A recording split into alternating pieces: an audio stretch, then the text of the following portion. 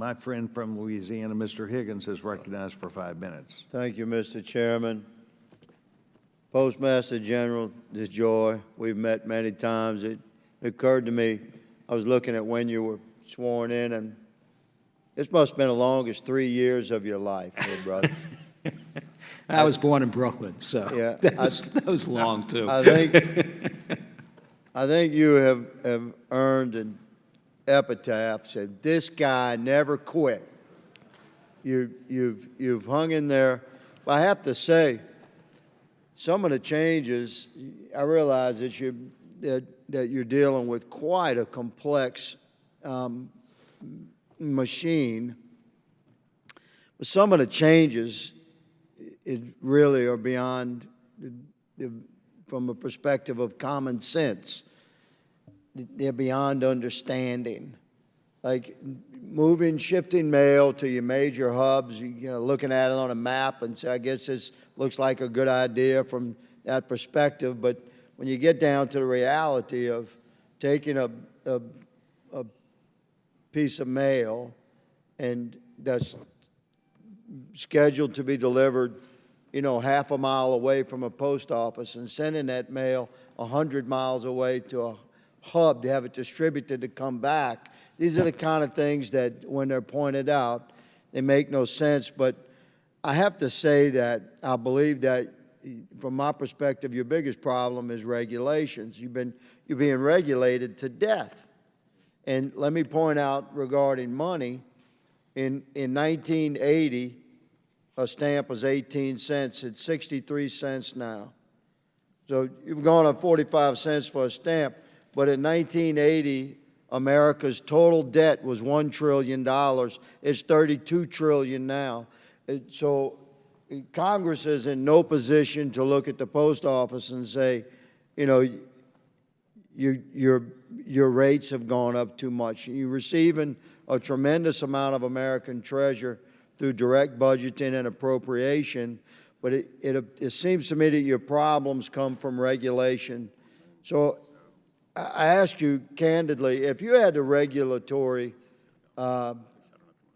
requirements of 1980 and the rates and budget of 2023, how fast could you fix your problems?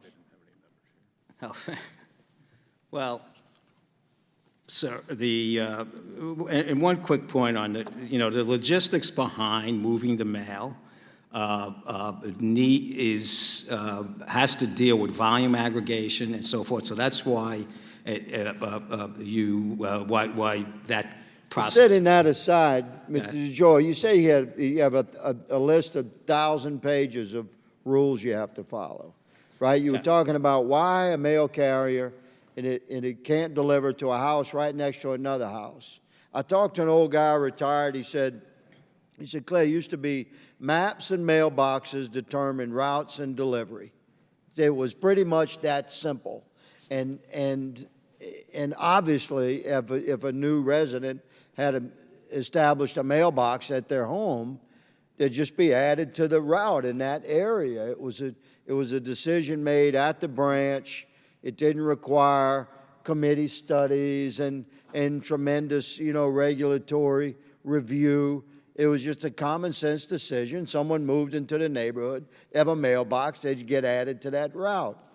If you had that kind of command and control, I just think a guy like you could fix a lot of these problems and get the post office Buxton even. I have to ask you about electric vehicles, though. Okay.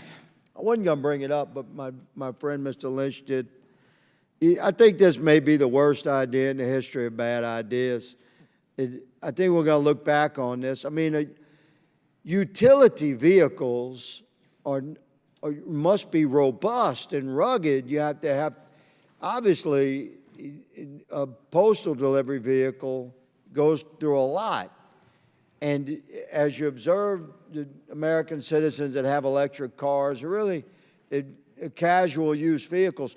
For instance, no professional hauler or tower, if you tow boats, for instance, you're not going to have an electric truck. You can't go 70, 80 miles with it. So how do you intend to make that work in your most rugged environments across the postal system? That's a good point. Thank you for that question. It was one of the reasons why we came out with only a 10% acquisition in the beginning, and it was right. But I think we have come to a point where we have carved out the right.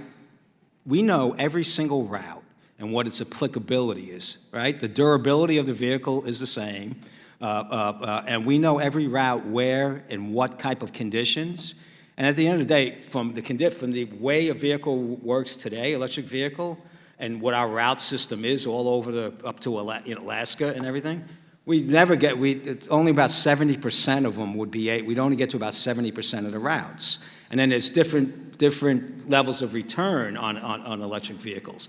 At 66,000 that we're moving in right now, we got the sweet spot of sweet spots in terms of where they're going to go, in terms of where they're going to be resident in these facilities. And I think it's going to work. I mean, I didn't come in waving electric, but That makes sense. I think we're in a good place. That makes with sense. it. Mr. DeJoy, my time has expired. Thank you for your service, Mr. Okay. Chairman. I yield. Gentleman yields back.